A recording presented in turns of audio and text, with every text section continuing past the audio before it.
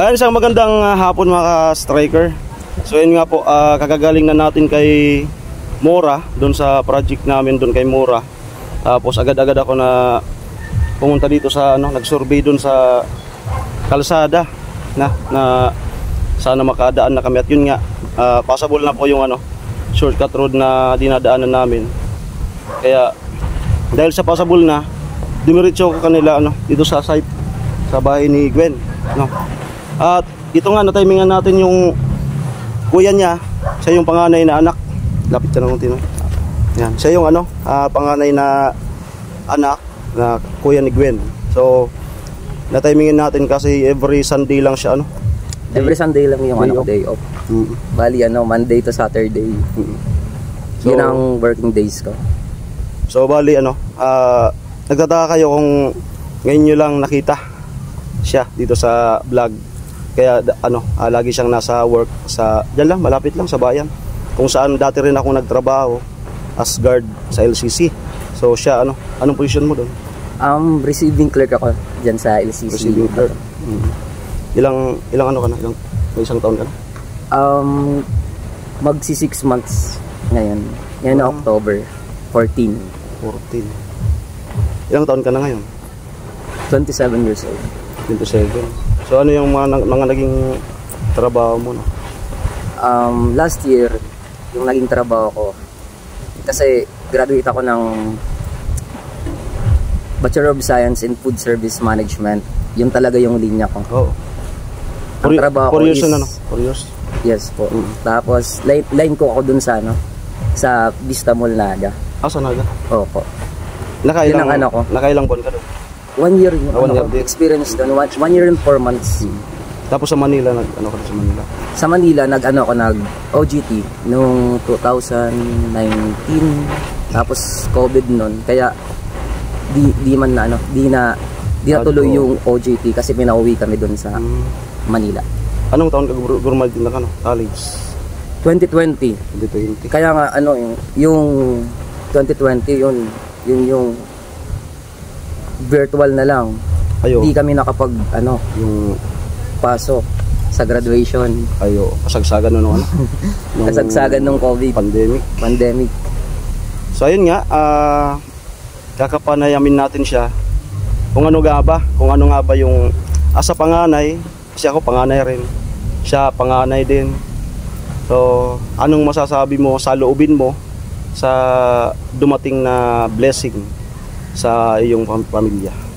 Siyempre, unang-una sobrang nagpapasalamat ako kay God dahil kayo yung naging instrumento para matulungan kami, lalong-lalo na si Gwen, yung pangarap niya matupad. Nagpapasalamat ako sa team nyo, Team Paway. Grateful kami noon, sobrang grateful. Yun ang sa loob ko. Kasi masaya ako na ganon yung na-accomplish ng kapatid ko na ganyan sa tulong niya. At kung pa yung mga gusto niya sa buhay, dito lang ako para suportahan siya. Suportahan ko kung yung gusto niyang marating sa buhay, yung mga pangarap niya. Yan. So yan nga po, background namin yung bahay. So pati ko parang kinikilabutan. Kasi hindi lahat na magbigyan ng pagkakataon na magkaganito. Yan nga yun nagpapasalamat ako nun. At malaking yan sa kanilang tatlong magkakapatid, malaking list na yan sa isipin nila kung sakali man na magkaroon na sila ng talagang stable job.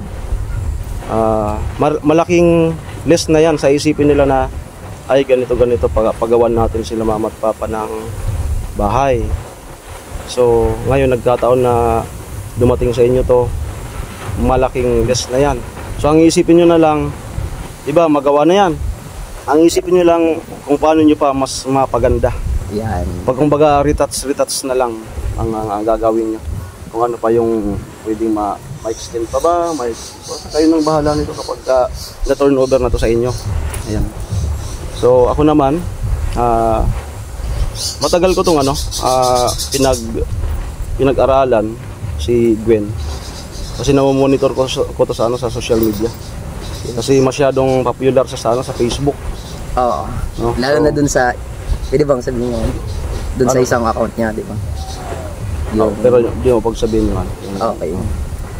Sige lang, ano, abangan nyo lang, guys. Ayan, ayan po, masaya si kuya niya. Salamat sa pagkakataong ito na natimingan kita. Na, sabi ko, ano kaya yung saloobin din yun? Tapos mayroon pa akong isang kakapanayamin. Kilala mo si Christian Christian Mataya. Okay. Ano yun, si Christian Mataya. Isa yun sa mga ano, yung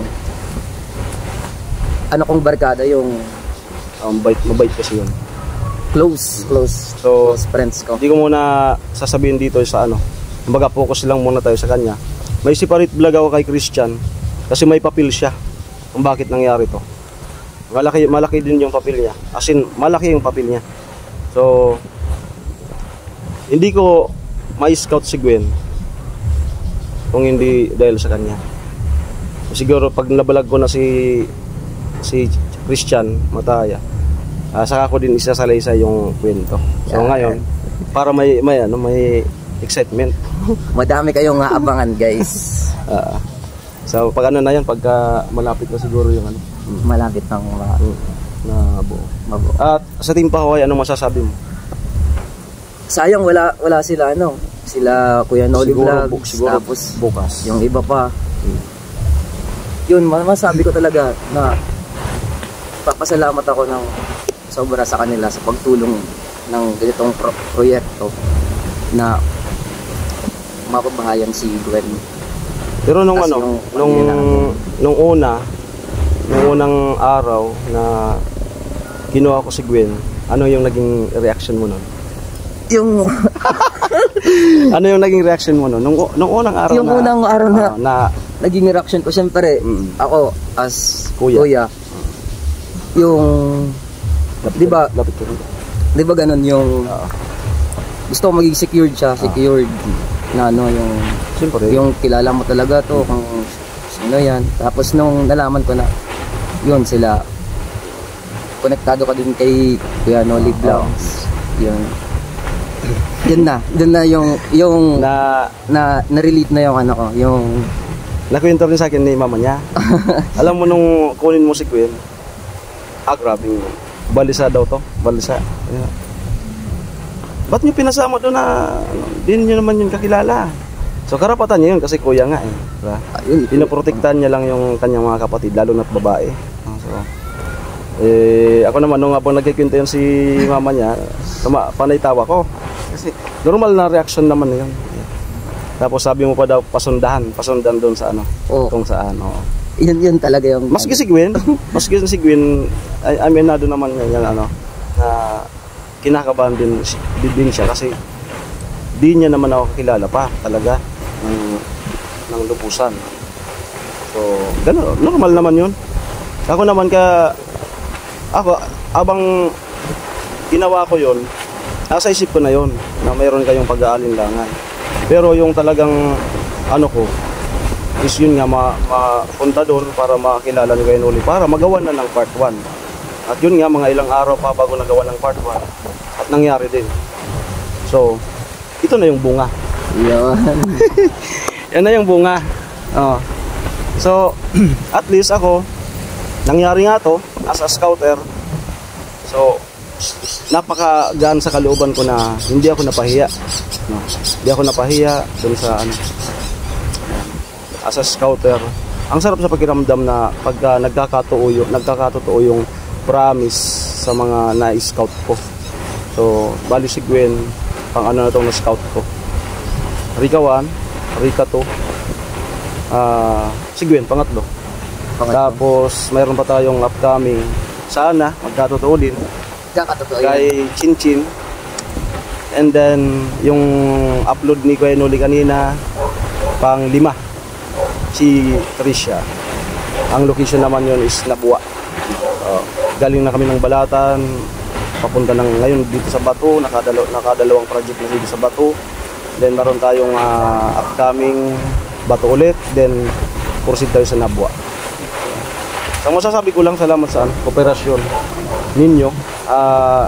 Hindi ko man, dahil nga busy ka, alam ko na gusto mo ring tumulong sana, kaso busy nga sa trabaho. And then si mama at papa mo hindi naman nagkukulang. Yung kooperasyon sa vlog, andito sila tulong-tulong na nagluluto. Yan. Yun pag Malaking sa bagay yun. sana sa mga ganyan. Inano ko lang yung yung suporta kung ano yung kailangan dito sa baba. Ganyan. Nasabihin ko naman sila na nag-ano ka lang. assist ba ganyan. Parang andyan na ito si Oo na.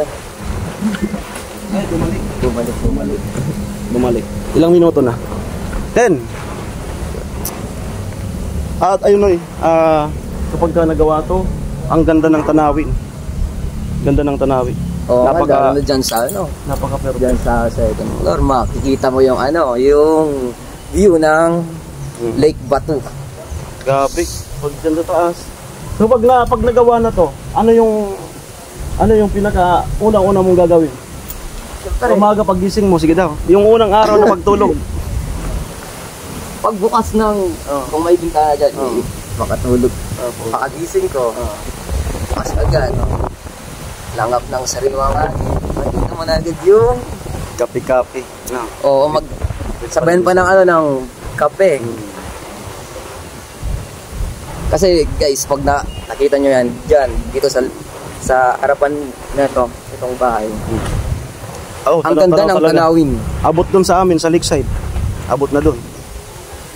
Ayun. So, sa mga sponsor, anong yung mensahe mo? Sa mga sponsor po,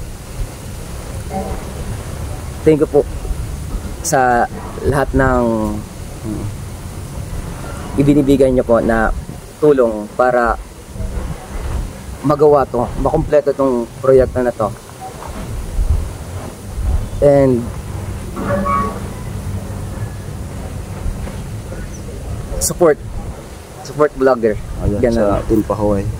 Subscribe and like, guys. Yan lang. At kapag natapos na to, naghiwa-hiwalay na tayo, pag-pray nyo kami na maging safe sa mga susunod na location.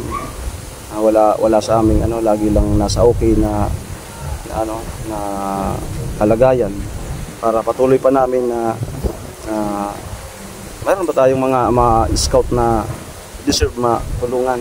And patuloy din kami sa pagsubaybay sa channel nyo. Salamat. Yan, nakasubscribe kami. Kaya kayo guys, watch and views and subscribe. Ano po sila kapag gabi, pag wala nang gawa, ay nanonood sila. Naabutan ng hating gabi sa panonood ng mga vlog namin. So although marami kami, lahat naman daw na papanood nila. So Kuya Noli, ako, Alamid Striker, Kuya Gatso, Vince TV, paring Jason. Ayan. So, ilang minuto na? 13. 13. Siya lamang po ang sa loobin ni Kuya Gwen. Dito sa project. Napakalaking kagaanan na yan. Kasi isi-share ko lang nung sa part ko. Panganay din ako. So, wala pang vlogger noon. Kung may vlogger na noon na katulad namin, siguro baka natulungan din kami. So wala pang vlogger noon, nagtatrabaho ko, na-wash out yung bahay namin. So kailangan talaga na sakripisyo. Nasa LCC na ako noon. So tulong-tulong. Ako yung nagpanimula ng bahay namin sa ngayon. So simentado na rin. So ang hirap kasi dinaan ko lang sa sanla ng ATL. Alam yan ng mga datihan pa dyan sa LCC. Ako yung nagtatrabaho na alam yan na yung story. Yung inuutangan namin dyan. Shoutout kay Ate Sally. Shoutout. Alam mo yun? Kilala mo yun? Oo, kilala ko. Taga-Iriga.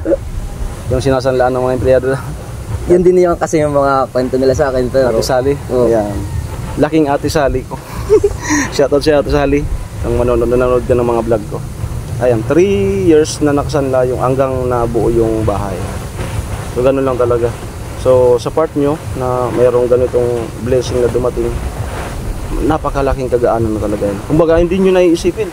Ayan, may ano na, may sa madaling sabi, may bahay na sila mama at papa mo. So ang iisipin nyo na lang kapag bumukod na kayo, sariling bahay nyo, di ba? So talagang ano, napakalaking kagaanan. Napakalaking na yan. Tatalikod kayo sa mga magulang nyo na iiwan nyo sila na ayun.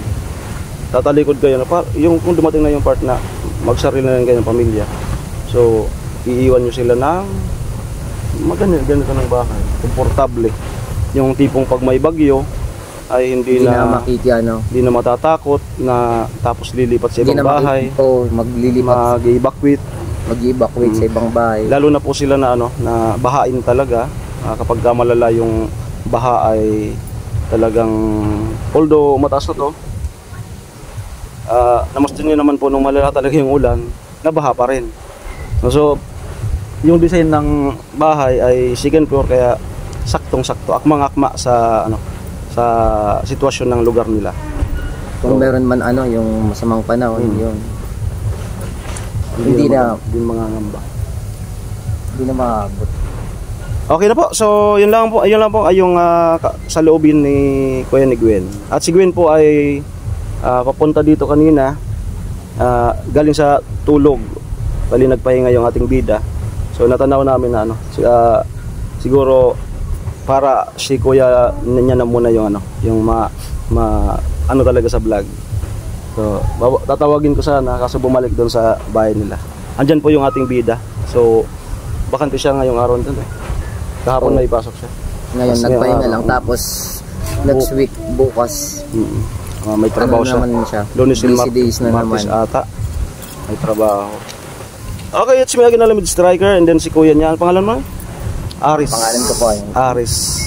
Vince Aris. So, maraming salamat po. Ingat po kayo. God bless po. Bye-bye.